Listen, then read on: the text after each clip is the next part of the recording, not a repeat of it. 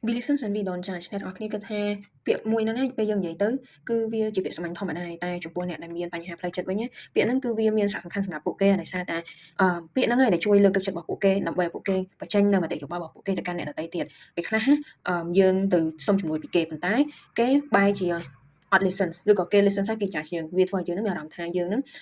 អត់ចង់បញ្ចេញអារម្មណ៍ទាំងអស់ហ្នឹងទៅកាន់គេទៀតទេអញ្ចឹងអាចធ្វើឲ្យយើងនឹងកើតនៅជំងឺផ្លូវចិត្តអាចថាបានដែរអញ្ចឹងដោយសារតែហេតុហ្នឹងហើយបានជាក្រុមរបស់ពួកយើងបានបង្កើតអាជីវកម្មមួយដែលសពទៅតាមពាក្យមួយឃ្លាថា we listen we don't judge ហ្នឹង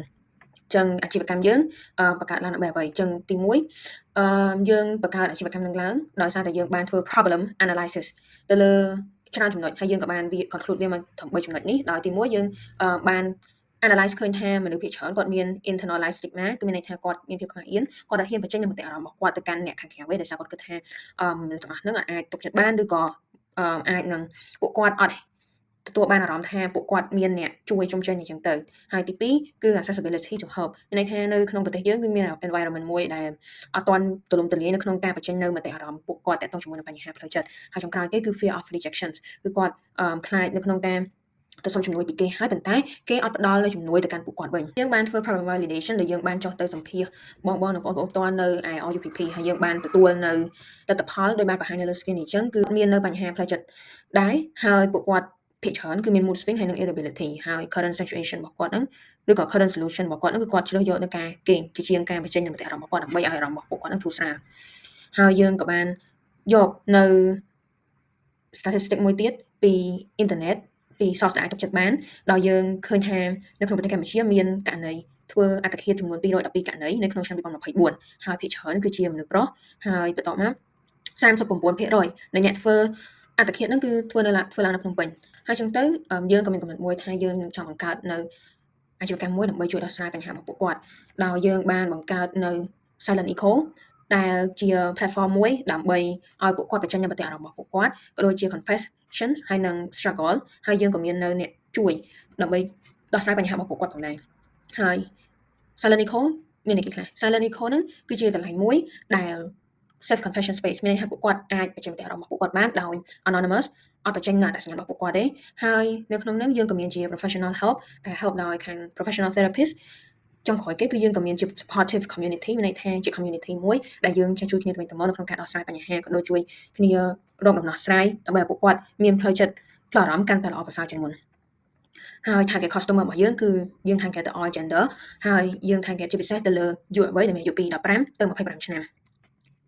ហើយនេះគឺជា prototype របស់ក្រុមយើងដែលយើងមាន login ឬក៏ sign up ជាមួយនឹង email យើង register ជា username ដែលជា nickname anonymous ហើយយើង choose community ហើយយើងអាច share avatar បានហើយយើងអាច create new confession ហើយយើងក៏អាចទទួលបាន response ពី professional therapist តាមរយៈ private conversation ឬក៏យើងអាចទទួលបាន response ពីអ្នកដែលគាត់នៅក្នុង community ហ្នឹងក៏បានដែរហើយ value proposition របស់ក្រុមយើងនឹងអីគេ value proposition របស់ក្រុមយើងនឹងគឺ self anonymous confessions មានន័យថាយើងលើកទឹកចិត្តឲ្យអ្នកទាំងអស់គ្នានឹងបញ្ចេញនូវមតិអារម្មណ៍របស់ពួកគាត់ហើយពួកយើងអត់ចង់ដឹងពីអត្តសញ្ញាណរបស់ពួកគាត់ទេគឺពួកគាត់អាចបញ្ចេញបានដោយ safely ហើយទី2គឺ affordable price with professional help និងចុងក្រោយគេ supportive community មានន័យថាពួកគាត់អាចទទួលបានការលើកទឹកចិត្តដោយអត់មានការ judgment ទេគឺពួកយើងជួយពួកគាត់ឲ្យអស់ពីចិត្តតែម្ដងហើយ market validation យើងទទួលបាន source នេះមកពី UNICEF Cambodia ដែលយើងឃើញថានៅក្នុងប្រទេសកម្ពុជាគឺមាន 58% នៃអ្នកដែលរៀននៅអនុវិទ្យាល័យគាត់បាននិយាយថាយ៉ាងហោចណាស់ក៏គាត់បានជួបនៅបញ្ហាផ្លូវចិត្តម្ដងដែរហើយក្នុងនោះមនុស្សប្រុសច្រើនជាងមនុស្សស្រីទៀតហើយវាក៏ស្របតាមទៅន័យមុនដែរដែលយើងឃើញថាមនុស្សប្រុសគាត់ធ្វើអត្តឃាតច្រើនជាងមនុស្សស្រីអញ្ចឹងទៅយើងអាចទាញ conclusion បានថាយើងនឹងផ្ដោតទៅលើយុវវ័យធ្វើម៉េចឲ្យពួកគាត់កាន់តែល្អប្រសើរហើយធ្វើឲ្យអត្រានៃការធ្វើអត្តឃាតរបស់ពួកគាត់នឹងកាន់តែចុះខ្សោយជាងមុនហើយនេះគឺជា competitor analysis ដោយយើងមានពីរ competitor នៅក្នុងស្រុក right now គឺទី1មានMind Switch ដោយពួកគាត់គឺជា community sharing ដែរហើយគាត់ផ្ដល់ជា online service តែពួកគាត់អាចផ្ដល់ជា professional therapist ទេហើយ Bamboo Center គាត់ក៏ជាគូប្រកួតប្រជែងនៅក្នុងស្រុកដែរគាត់មាន professional therapist មាន online service ហើយក៏ offer in person service ដែរតែគាត់អត់មានជា community sharing ទេប៉ុន្តែ Silent Eco គឺមានគ្រប់យ៉ាងសម្រាប់អ្នកទាំងអស់គ្នាទាំងអស់គឺមានទាំង professional therapist សម្រាប់អ្នកទាំងអស់គ្នា online service community sharing ហើយនឹង offer in person service ផងដែរ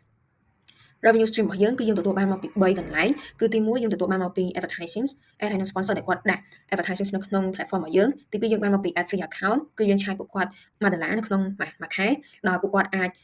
ចូលទៅ confess នៅក្នុងនោះដោយអត់មានការរំខានពី ad ហើយចុងក្រោយគេគឺយើងឆាយពួកគាត់ទៅលើការជួបនៅ professional therapist ហើយពួកគាត់អាចមានជម្រើសលើសចន្លោះពី25ទៅ$100នៅក្នុងមួយ session ហើយមួយ session មាន1ម៉ោងហើយយើងនឹង take admissions ពី professional therapist 15%ពួកគាត់ទទួលបាន85%partnership របស់យើងមាន mentor professional ដែលយើង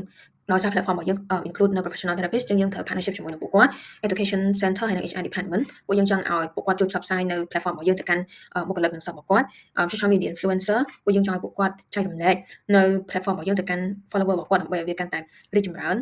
ទៅមុខទៀតហើយ ABA ហើយនេះគឺជា team member របស់ពួកយើងហើយអរគុណសម្រាប់បងនិងអ្នកនរគ្នាដែលបានមកដល់ចំណុចនេះមួយពួកយើងហើយអរគុណចំពោះការស្ដាប់ហើយនេះគឺជា reference ដែលយើងយកមកដើម្បីដាក់នៅក្នុង site របស់ពួកយើង